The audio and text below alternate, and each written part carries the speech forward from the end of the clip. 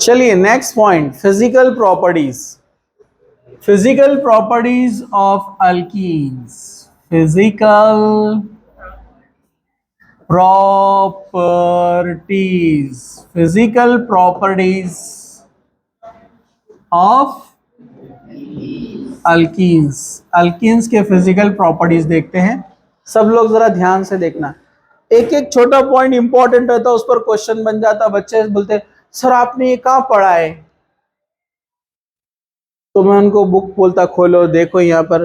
अरे हाँ, ये गर्ल्स का एक्सप्रेशन है। और बॉयज तो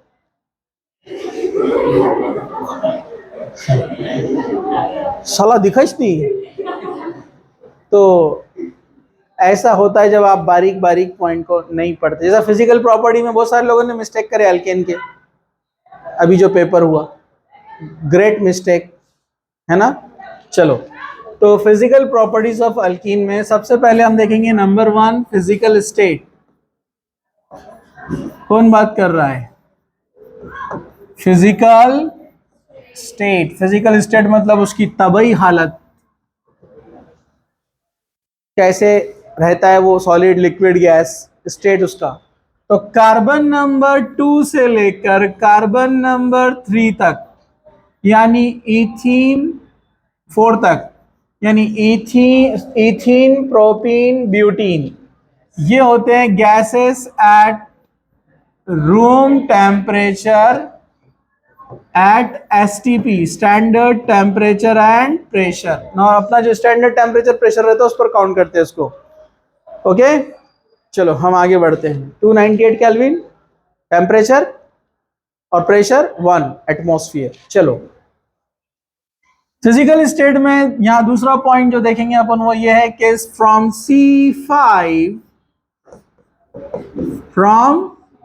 C5 to C17 are liquids. क्या होते हैं? ये लिक्विड्स होते हैं ये कंडीशन में, ये नंबर के कार्बन। एंड आप C17 के आगे जाएंगे, मतलब about C17 are vaccine solid, मोम की तरह होते हैं, नरम सॉलिड, वैक्सी सॉलिड। ठीक है, ये इनका फिजिकल स्टेट हो गया। चलो second number, colour. So all are colourless, ये कलरलेस रहते हैं। अब आप बोलेंगे घर का ऑयल रहता है उसमें, तो उसमें पिगमेंट्स होते हैं प्लांट्स के, वो जिससे भी निकाला जाता है वो, ठीक है, कुछ पिगमेंट्स होते हैं अलग, लेकिन प्योर अल्कीन देखेंगे तो कलरलेस होते हैं। थर्ड पॉइंट है ओडर। ओडर मतलब स्मेल। सो ओडर क्या होती है? एक्सेप्ट इथीन को छोड़ के, except ethene all are odourless, किसी में भी स्मेल नहीं होती है। इथीन की होती है अपनी स्मेल, खास स्मेल, उसको बोलते हैं कैरेक्टरिस्टिक ऑर्डर। कैरेक्टरिस्टिक ऑर्डर मतलब उसकी अपनी स्मेल, खास स्मेल, उसकी पहचान, कि इसको किससे कंपेयर नहीं कर सकते अपन, लेकिन थोड़ा सा बोल सकते हैं अपन, अपने घर में जो ऑयल की स्मेल आती है ना, थोड़ी थोड़ी वैसी रहती है। ठीक है, चलो फोर्थ नंबर का पॉइंट है सॉल्युबिलिटी। सॉल्युबिलिटी, अल्कीन्स अपने को पता है हाइड्रोकार्बन है। अरे बोलो ना, अल्कीन्स कौन है? और जो हाइड्रोकार्बन से वो कौन है? पोलार है, नॉन पोलार है? वाह क्या बात है, पूरे 2 महीने की मेहनत बेकार। नॉन पोलार, क्या आंसर दिया आप लोगों ने, जबरदस्त। पूरे नॉन पोलार होते हैं, उन पे कोई चार्जेस नहीं रहते, पोल्स निगेटिव पॉजिटिव पोल्स नहीं होते, तो ये नॉन पोलार होते हैं। और वाटर कौन है अपना? वाटर होता है अपना पोलार, HOH, निगेटिव पॉजिटिव, ये होता है पोलार। और पोलार नॉन पोलार की नहीं जमती है, इसलिए हम बोलेंगे alkenes are insoluble in water, insoluble in water, ये वाटर में सॉल्युबल नहीं होते हैं, but soluble in organic solvent, क्योंकि वो खुद ऑर्गेनिक है तो ऑर्गेनिक में सॉल्युबल रहेंगे। ऑर्गेनिक सॉल्वेंट में कौन कौन से मशहूर सॉल्वेंट है? Carbon tetra chloride, di ethyl ether, diethyl ether, और भी ईथर में भी होते हैं, ये special ether, ethyl alcohol, ethyl alcohol, benzene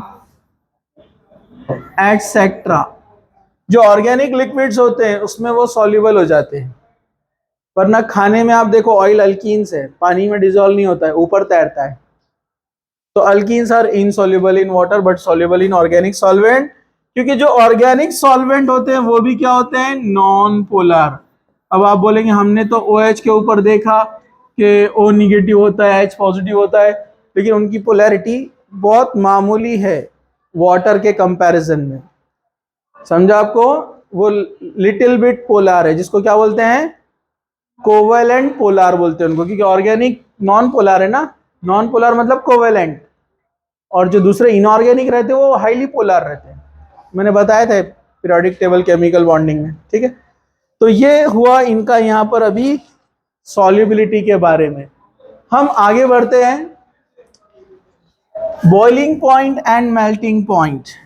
next one is boiling point and melting point. Point number 5, boiling point and melting point. तो ये क्योंकि ऑर्गेनिक कंपाउंड है, अल्कीन्स कौन है? ऑर्गेनिक कंपाउंड, तो जनरली इनके और बॉइलिंग पॉइंट मेल्टिंग पॉइंट क्या होते हैं? लो, shows low melting point and boiling point. मतलब इनऑर्गेनिक कंपाउंड के कंपैरिजन में इनके मेल्टिंग पॉइंट बॉइलिंग पॉइंट कम होते हैं, इसलिए तो गैस है रूम टेम्परेचर पर पहले वाले 3 मेंबर, बाद के 17 तक क्या है? लिक्विड, उसके बाद सॉलिड है। मतलब रूम टेम्परेचर पर ये 3 मेंबर तो उड़ जाते हैं, मतलब इनका बॉइलिंग पॉइंट क्या है? कम। लेकिन अगर इसको हमने ऑर्गेनिक में कंपैरिजन करना शुरू किया तो अल्केन के कंपैरिजन में इनका थोड़ा सा बॉइलिंग पॉइंट ज्यादा रहता। जैसे अगर आपने इनको कंपेयर किया अल्केन से, जैसे ईथेन से आपने ईथीन को कंपेयर किया, तो ईथीन का थोड़ा सा ज्यादा रहेगा because of partial negative character, ये जो पाई बॉन्ड की वजह से बनता है, तो बाजू वाला मॉलिक्यूल उससे स्लाइटली अट्रैक्टेड रहेगा। रीजन, इसका जो कार्बन है वो sp3 है और डबल बॉन्ड वाले का कार्बन sp2 है, और अपने को पता है जो इलेक्ट्रोनेगेटिविटी ऑर्डर है अल्कीन का ज्यादा होता है, फिर अल्काइन का, फिर उसके बाद अल्कीन का, फिर उसके बाद अल्केन का होता है। यहाँ इलेक्ट्रोनेगेटिविटी 2.5 शो करता है कार्बन, यहाँ पर 3 शो करता है, यहाँ पर 3.25 शो करता है, क्योंकि ये sp कार्बन है और ये sp2 कार्बन है और ये sp3 कार्बन है, तो यहाँ p कैरेक्टर कम हो रहा है, मतलब s कैरेक्टर ज्यादा है। जहाँ s कैरेक्टर ज्यादा है तो कार्बन का नेगेटिविटी ज्यादा, तो बाजू वाले से अट्रैक्ट होता है ना उसके हाइड्रोजन से, जिससे उसको पकड़ के रखता है, तो ज्यादा टेम्परेचर लगाना पड़ेगा बॉईल करने के लिए। मतलब आपस में कंपेयर करें तो, समझा आपको? अब इसके अंदर पॉइंट नंबर 2 जरा ध्यान से देखने का, ये तो अल्केन में भी हुआ है। Boiling point increases with increase in, कुछ याद आया? With increase in molar mass. Molar mass का मतलब है कार्बन नंबर बढ़ रहा है। मतलब अगर आपने लिया CH3 CH2 CH2 CH double bond CH2, आपने पेंटीन लिया CH3 CH2 CH2 CH2 CH2 CH double bond CH2 और हेक्सीन लिया, तो इसका मोलार मास ज्यादा है। मोलार मास ज्यादा है तो इसका बॉइलिंग पॉइंट क्या रहेगा? ज्यादा। क्यों? बॉन्ड लाइन में और एक लिखता हूं मैं यहाँ पर है pentene, 1 2 3 4 5 double bond, 1 2 3 4 5 6 7 double bond, ये पेंटीन है। और ये 1 2 3 4 5 6 7 है, ये 1 2 3 4 5 6 7, 1 2 3 4 5, इसको भी बढ़ा देते एक। हाँ, हेक्सीन और हेप्टीन, मास ज्यादा, बॉइलिंग पॉइंट ज्यादा। रीजन क्या है? इसका मास कम है तो नेबरिंग मॉलिक्यूल से बाजू वाले के साथ वंडरवॉल इंटरेक्शन कम रहेगा ना। वंडरवॉल इंटरेक्शन कैसे बनता है? इसके सेंटर न्यूक्लियाई और बाजू वाले के आउटर इलेक्ट्रॉन, इनमें अट्रैक्शन पैदा होता है। लेकिन जब चेन बड़ी रहेंगी तो नंबर ऑफ आउटर इलेक्ट्रॉन ज्यादा रहेंगे ना, और आउटर इलेक्ट्रॉन जब ज्यादा रहेंगे तो अट्रैक्शन भी ज्यादा रहेगा। अट्रैक्शन ज्यादा रहेगा तो उनको अलग करने के लिए टेम्परेचर भी ज्यादा लगेगा, इसलिए बॉइलिंग पॉइंट क्या रहेगा? ज्यादा। जितनी लंबी लाइन रहेंगी लेंथ उसका क्या रहेगा? स्ट्रेंथ भी ज्यादा, अट्रैक्शन, इसलिए मास बढ़ने से बॉइलिंग पॉइंट बढ़ता है।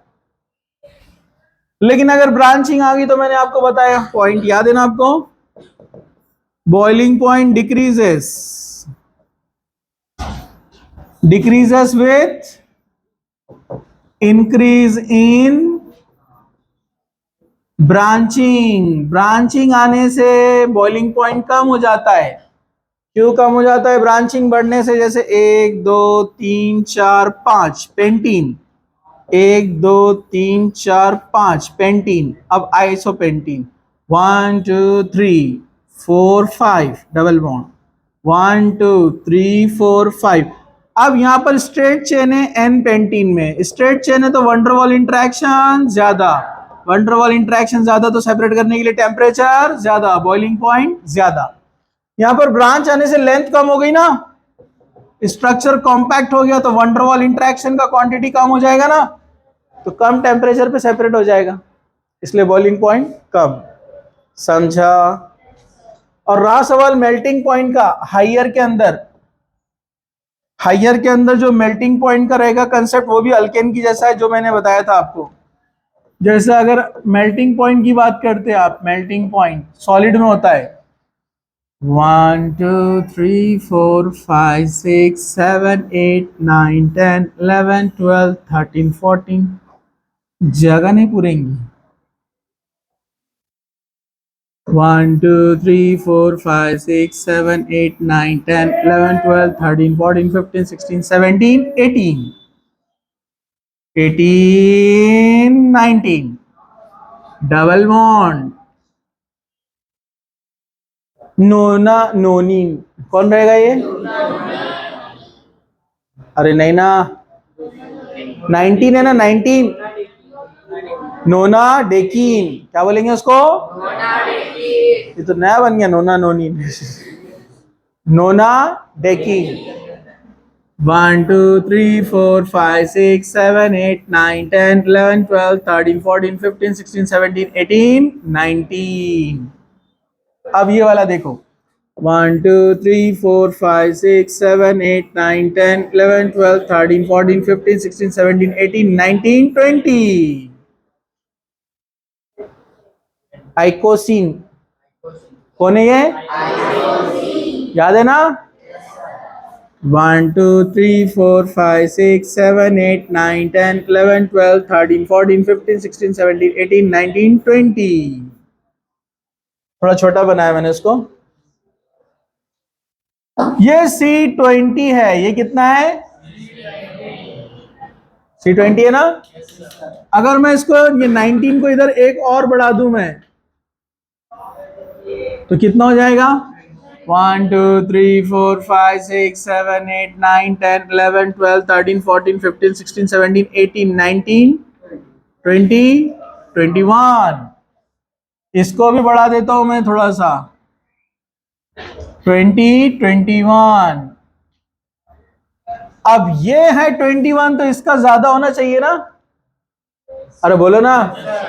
लेकिन 20 वाले का मेल्टिंग पॉइंट ज्यादा है, T1 वाले का ज्यादा है। Reason, terminals are on opposite side. Terminals जब अपोजिट साइड में रहेंगे तो पैकिंग बहुत अच्छे से होगा ना। तो मेल्टिंग पॉइंट में यानी सॉलिड में वंडरवॉल के अलावा और एक चीज देखना पड़ती है, वो क्या है? पैकिंग। पैकिंग अच्छी, अट्रैक्शन ज्यादा, सेपरेट करने के लिए टेम्परेचर ज्यादा, मेल्टिंग पॉइंट ज्यादा। इसके टर्मिनल सेम साइड में आ गए, तो सेम साइड में आए तो पैकिंग अच्छे से नहीं होता है, बीच में गैप, लूजली हेल्डेड। हल्के, समझा आपको, आसानी से सेपरेट, कम टेम्परेचर पे, समझा। तो ये इवन नंबर का ऑड नंबर से मेल्टिंग पॉइंट ज्यादा रहेगा। और दूसरा जो डेंसिटी वाला पॉइंट है वो भी सेम अल्केन की तरह है कि इनका डेंसिटी क्या होता है अल्कीन्स का, लोअर देन वाटर, पानी में डालेंगे ऊपर तैरेगा, lower than water. Combustibility, combustibility highly combustible, मतलब इजीली कंबस्टिबल, मतलब आसानी से जलेगा और क्या बनाएगा, कार्बन डाइऑक्साइड एंड वाटर। जैसे अल्केन बनाता है ना कंबशन करे तो अल्कीन का भी कंबशन करेंगे तो कार्बन डाइऑक्साइड एंड वाटर। तो ये था फिजिकल प्रॉपर्टीज। फोटो लो और बंद कर दो।